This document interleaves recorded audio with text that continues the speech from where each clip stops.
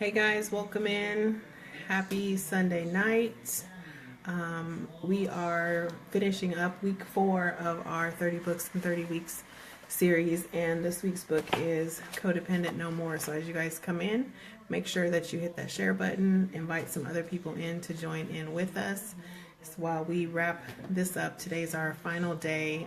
We've invested the last 6 or 7 days talking about this specific topic of codependency in relationships and what that looks like, what the habits are, and so forth. So as you guys come on, make sure you share it out. For those of you who may be joining in just for the very first time, I welcome you and I appreciate you being here.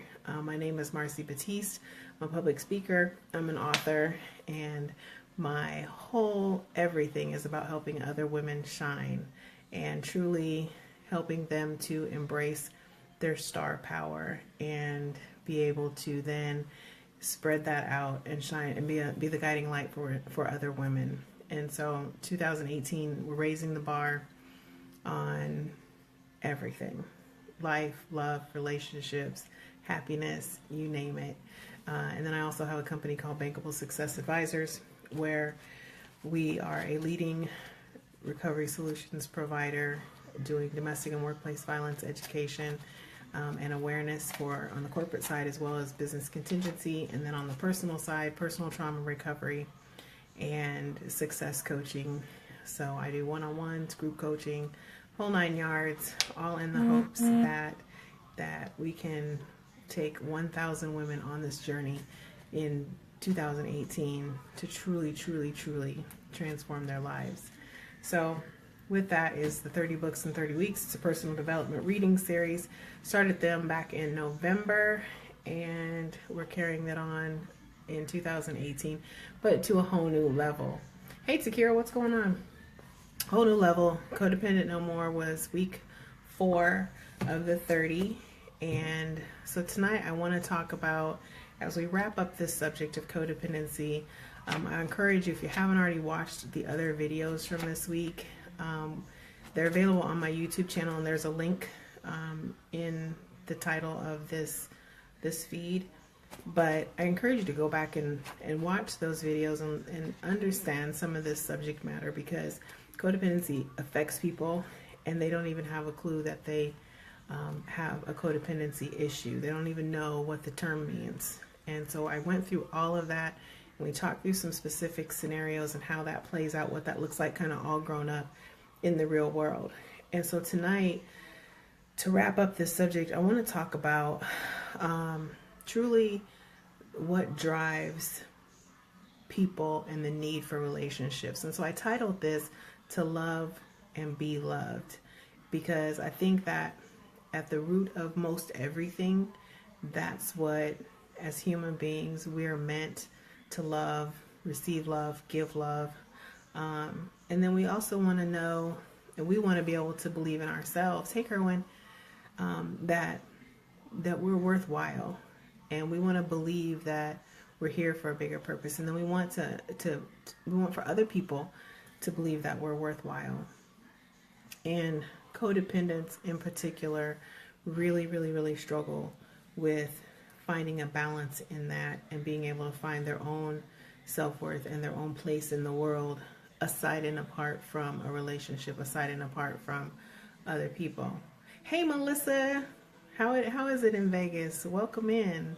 I'm glad you're here. We're talking about codependency, and so really what that looks like all grown up.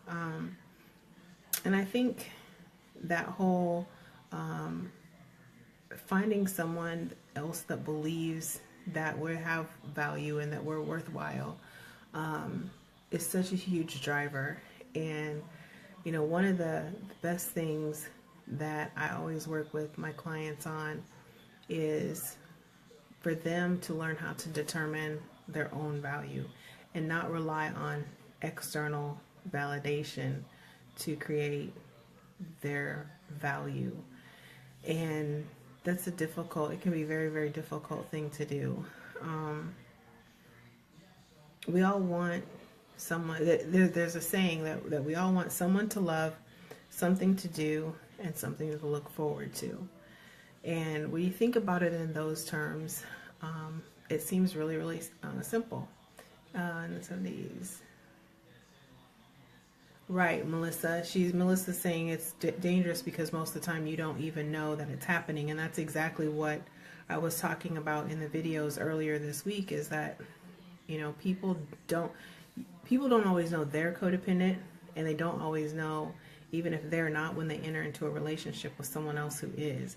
And so knowing the signs, and that's why we invested a great deal of time this week talking about the signs. What does it look like? How does it manifest? How does it show up? What does it look like in relationships? What is the damage that's done through codependency?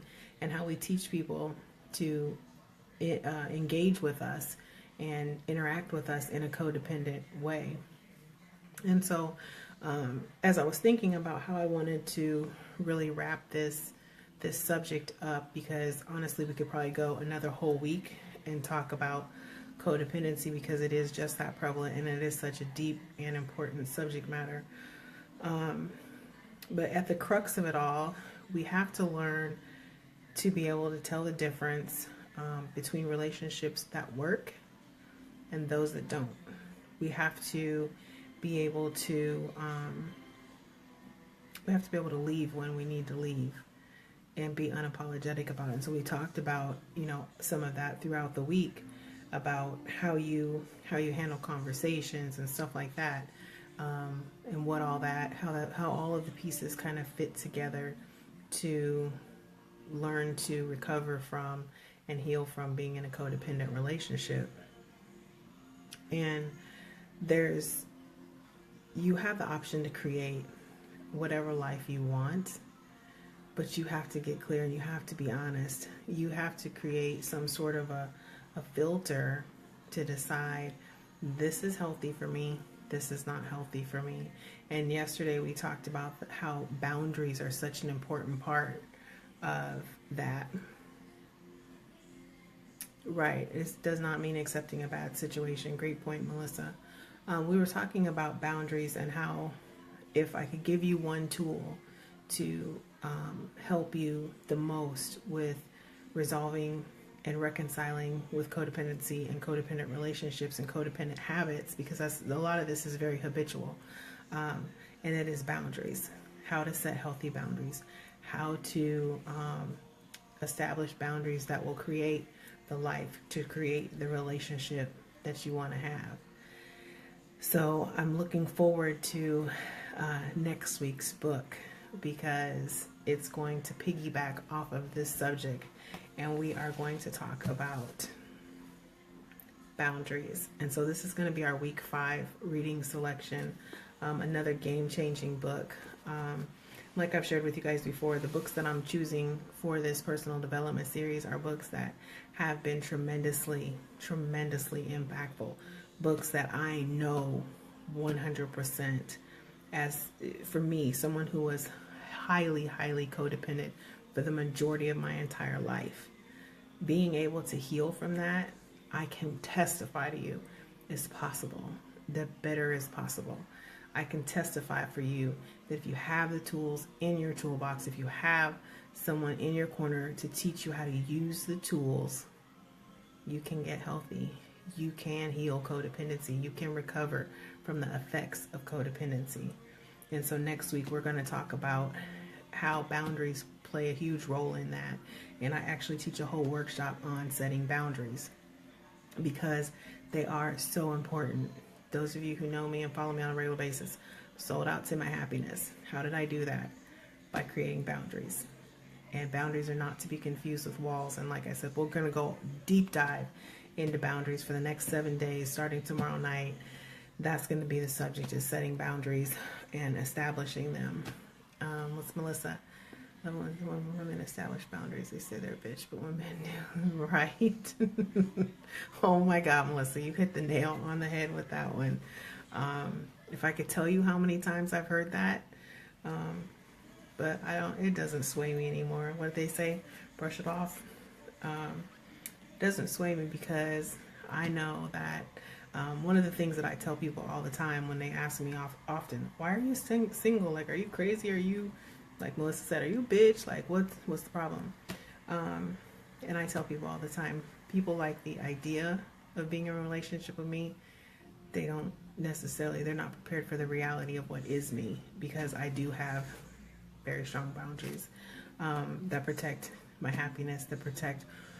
One of the things, I was just talking to a new client before I got on this live, and I was telling him that that was one of the most important things, is to set those boundaries that teach people how to be in relation with you, to be in relation with me. And so for me, setting boundaries to protect my happiness, and what I was sharing with him was the freedom. Freedom for me is a big part of my happiness. You know, being able to come and go as I please, etc., and so on. And so I create boundaries that allow me to operate very comfortably in a space that protects my happiness and that supports my happiness and the things that I enjoy doing. It doesn't work for everybody.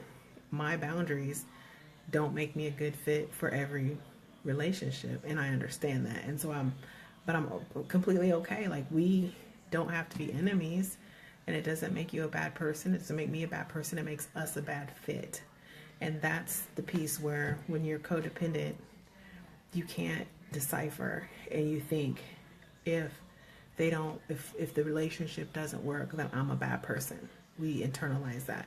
If the relationship doesn't work, it's my fault. Not necessarily. Hey, beautiful, you've got a text message. And plain and simple, that's it. It didn't work. We can still be friends.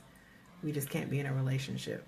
And if we're friends and you've somehow violated or compromised my boundaries multiple times, then we probably can't even really be friends anymore. We can be acquaintances, a person I once knew, but that intimate inner circle is not for you anymore, because you don't respect the boundaries. You don't respect my needs for freedom and happiness, etc., that I would honor and respect with you. And so we talked about codependency operating in honor and integrity, and codependent relationships lack both honor and integrity. So I'm excited about next week.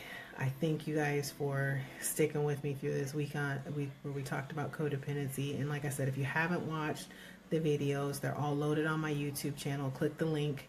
I'm trying to think, on Facebook, where does it go? But they're on my LinkedIn, they're on my YouTube, and where you can scroll back through Facebook as well.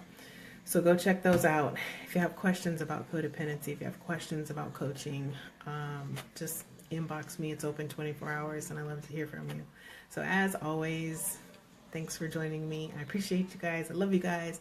And thanks for living life on Mars. And we'll be back tomorrow night to talk about boundaries. Okay, have a good one.